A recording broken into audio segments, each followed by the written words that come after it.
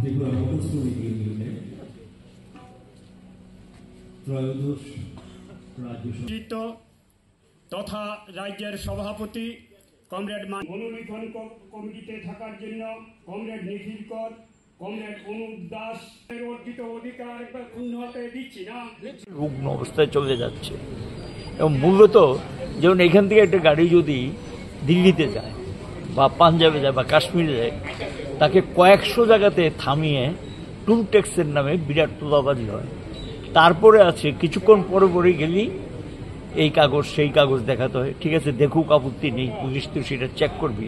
কিন্তু মজার ঘটনা হলো চেকিংয়ে পরে আবার গিয়ে না কিছু দিতে হবে, না দিলে একটা না একটা অজুহাত দিকে গাড়িটাকে ঘন্টার পর ঘন্টা আটকে রাখে। এবং এই হয়রানির হাত থেকে বাঁচার জন্য সারা দেশের মধ্যে এই তোলাবাজি চলছে পরিবহন শিল্পের উপর।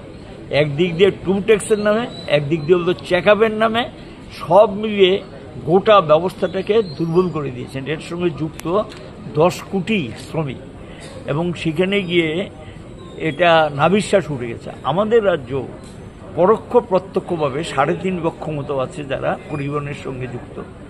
হয় কেউ প্রাইভেট গাড়ি চালায়, কেউ প্যাসেঞ্জার গাড়ি চালায়, কেউ পণ্যবাহী গাড়ি চালায়।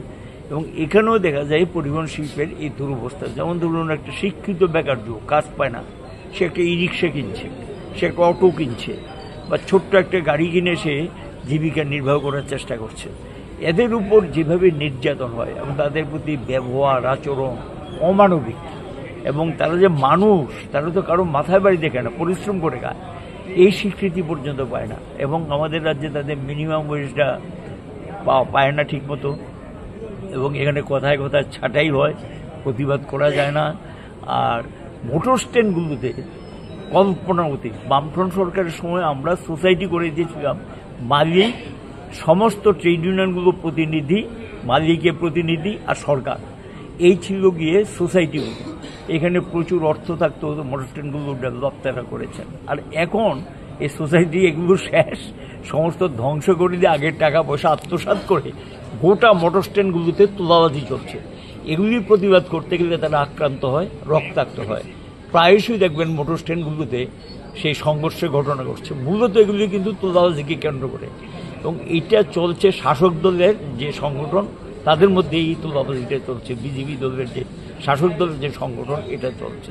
অর্থাৎ একটা স্বাভাবিক অবস্থা মোটর স্ট্যান্ডগুলোতে নেই, এবং তাদের কথায় চলতে হবে, এবং সেখানে গিয়ে প্রতি মাসে বিরাট অঙ্কের চাঁদা নেয়, এগুলো চলছে। এবং এই যে পরিস্থিতি, এই পরিস্থিতিতে এই সম্মেলন গুরুত্ব সহকারে আলোচনা করা হবে। পরিবহন শিল্পের গোটা দেশে যে লড়াইটা চলছে, এবং সেই দিনও সারা দেশে যে ধর্মঘট হয়েছে, পরিবহন শিল্পে কিন্তু দারুণ ধর্মঘট হয়েছে। আমরা সারা দেশ থেকে যা রিপোর্ট পেয়েছি, এটা কী হলো? ক্ষোভের বহিঃপ্রকাশ। আমরা আশা করি সরকার জাতীয় স্তরে এখন পর্যন্ত পরিবহন শ্রমিকদের জন্য একটা তাদের মিনিমাম ওয়েজটা নির্ধারিত হয়নি, কিন্তু তারা কিন্তু দেশের এক প্রান্ত থেকে আরেক প্রান্তে সচল রাখছে, এবং তাদের জন্য যে একটা থাকা উচিত, সেটা কিন্তু আজ পর্যন্ত হয়নি। এই বিষয়গুলি বিবেচনা রেখেই এটা খুবই গুরুত্বপূর্ণ, এবং আমরা মনে করি আজকে এই সম্মেলনে এগুলো গুরুত্ব সহকারে আলোচনা করে আগামী দিনে রাজ্যের লড়াই সংগ্রামে কতটুকু শক্তিশালী করা যায়, এই বিষয়গুলি বিবেচনায় আসবে। তাদের দাবি সনদের ভিত্তিতে লড়াই তারা করছেন, লড়াই তারা চালিয়ে যাবে।